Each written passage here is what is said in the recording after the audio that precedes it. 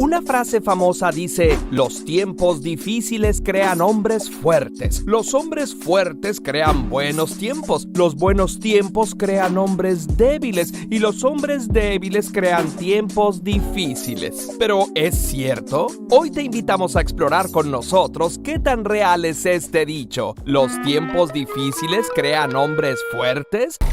Aunque esta idea pareciera muy antigua, el primero que la enunció con esas palabras fue G. Michael Hopf, autor y veterano del Cuerpo de Marines de Estados Unidos, en 2016. La frase aparece en su libro Aquellos que permanecen, una novela postapocalíptica de guerra. El escritor cuenta que la célebre frase se inspiró en las ideas del libro Generaciones de William Strauss y Neil Howe, publicado en 1991. Aunque nunca hayas oído hablar de la teoría generacional de Strauss-Howe, seguro has percibido sus repercusiones. Se basa en el supuesto de que cada 21 años hay un relevo generacional, que cada generación tiene un arquetipo y una manera diferente de entender el mundo y actuar en él, y que estas diferencias generacionales son cruciales para definir la historia. A esa teoría le debemos las actuales polémicas entre los llamados Baby Boomers, Generación X, Millennials, Centennials, etc. Pues la teoría generacional de Strauss-Howe propone que la historia tiene ciclos que se repiten más o menos cada 85 años y cada ciclo se divide en 4 etapas.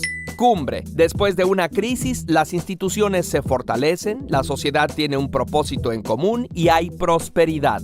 Despertar. La gente se cansa de la disciplina social y quiere recuperar un sentido de espiritualidad y conciencia personal.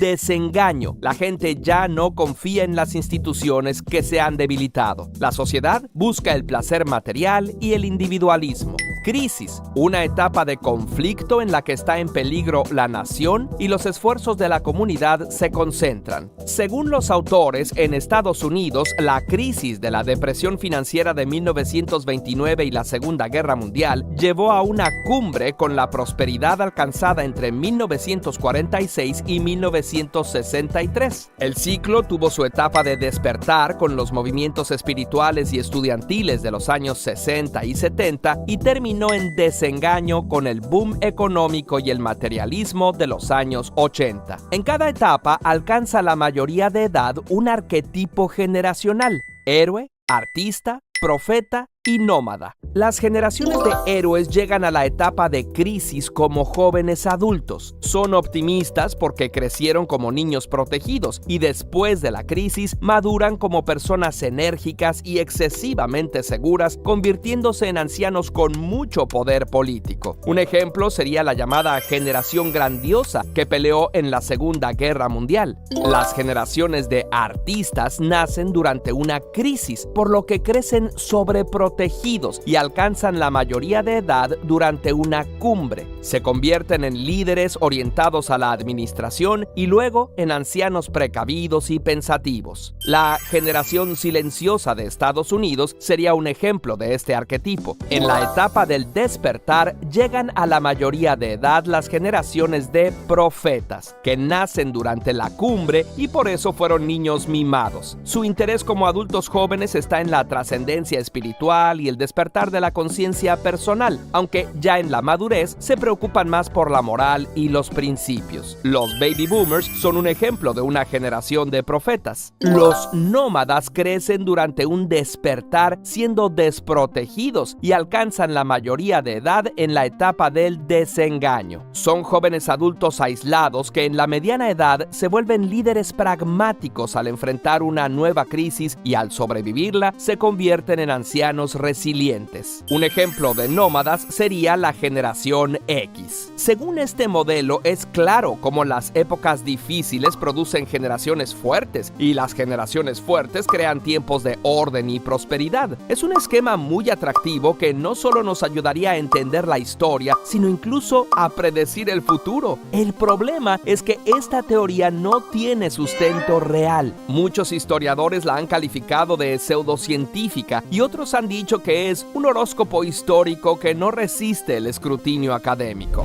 Además de que se basa solo en la historia de Estados Unidos, se le han hecho críticas como que escoge deliberadamente casos que apoyen el modelo e ignora todos los datos que lo contradigan. Por ejemplo, la generación silenciosa se supone que fue callada y conformista, pero fue la generación que luchó por los derechos civiles y la que creó nada menos que el rock and roll. Otro ejemplo, la teoría indica que a los millennials les debió haber tocado una crisis similar a la Segunda Guerra Mundial, pero el ejemplo de crisis que ponen es la guerra cultural, el posmodernismo y la crisis de Kosovo. Con esos criterios, a todas las generaciones les han tocado crisis. Otros críticos han señalado que no es creíble que la afiliación generacional sea más poderosa que otros factores tan influyentes como la clase económica, el género, la orientación política e ideológica. Para rematar, las predicciones hechas por los autores son tan vagas y ambiguas como las de las galletas de la fortuna. Por ejemplo, Estados Unidos se volverá más aislacionista en unos aspectos y menos aislacionista en otros. No, pues sí. Pero volviendo a la parte central de la frase original, ¿de dónde salió la idea de que los entornos difíciles producen hombres fuertes? En narraciones como Duna se muestra que los Fremen, curtidos por las inclemencias del desierto, resultan más bravos y fuertes que los soldados profesionales de los Harkonnen. Parece de sentido común, pero resulta que es un prejuicio que tiene milenios de antigüedad.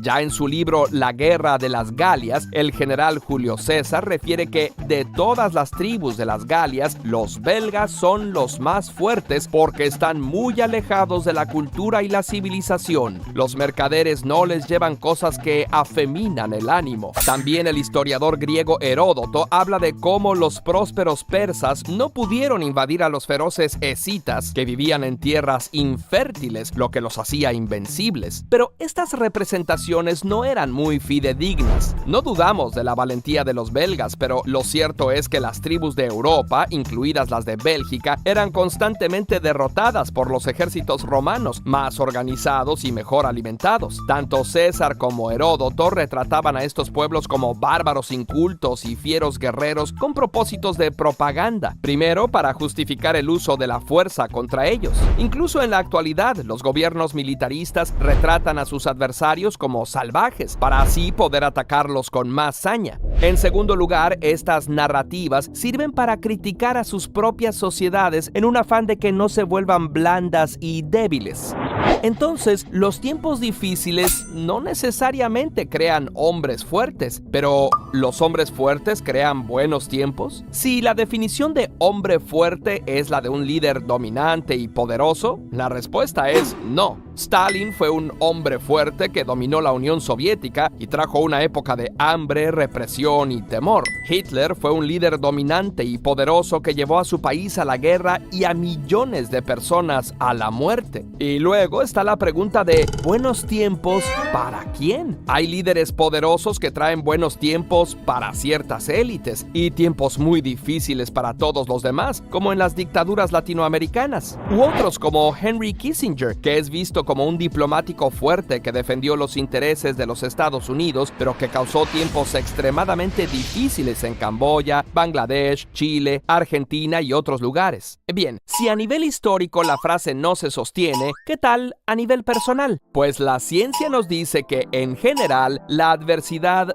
no nos vuelve más fuertes. Puede producir una decaída de la autoestima, estrés postraumático y, en casos extremos, depresión e indefensión aprendida, e incluso es probable que una persona que sufre abuso se convierta a su vez en alguien violento. Pero por el lado positivo, cuando superas un desafío que pensabas imposible, aumenta la valoración sobre tus propias capacidades. También es posible desarrollar lo que se llama crecimiento postraumático. Las personas que lo experimentan describen un cambio profundo en su perspectiva de la vida, sus valores y sus relaciones. Pueden sentirse más resilientes, agradecidas, compasivas y conectadas con el mundo que les rodea. Y experimentar los tiempos difíciles junto a otros ayuda a fortalecer vínculos. Pero muchas personas no experimentan un cambio positivo porque el crecimiento postraumático no es resultado automático del trauma, sino del trabajo que hace la persona al enfrentarse a la nueva realidad. Para lograrlo, ayuda mucho tener ciertos rasgos de personalidad y es necesario aceptar lo ocurrido, reconocer lo que hemos aprendido, expresar de manera honesta nuestras emociones y buscar tener compañía. Y paciencia, porque el crecimiento puede llevar tiempo. Si definimos fuerza no como dominación, sino como integridad, firmeza de principios y valentía, hay ejemplos muy notables de personas que se volvieron fuertes en tiempos difíciles. Nelson Mandela padeció persecución y cárcel y se convirtió en el presidente que terminó con el apartheid en Sudáfrica. La pakistaní Malala Yousafzai sufrió un atentado siendo adolescente y se convirtió en una fuerte activista por el derecho a la educación de las mujeres, reconocida con el Premio Nobel de la Paz. Helen Keller, ciega y sorda desde la infancia, luchó por los derechos humanos, sobre todo para las personas con discapacidades. Viktor Frankl sobrevivió a los campos de concentración para hacer importantes aportaciones a la psicología. Por cierto, los expertos afirman que una de las características personales importantes para lograr el crecimiento y la fortaleza a partir de la adversidad es la apertura a la experiencia, que es otra manera de decir curiosidad.